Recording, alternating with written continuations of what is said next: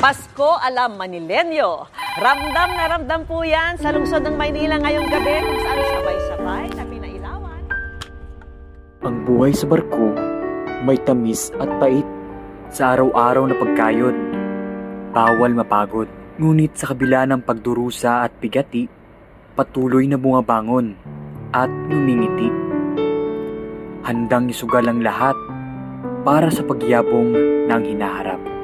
Bagamat sa laot magdiriwang ng Kapaskuhan, nasa pamilya ang puso't isipan. Para sa makabagong bayani, binabati namin kayo. Maligayang Pasko! Pasko from Sunny Rainbow!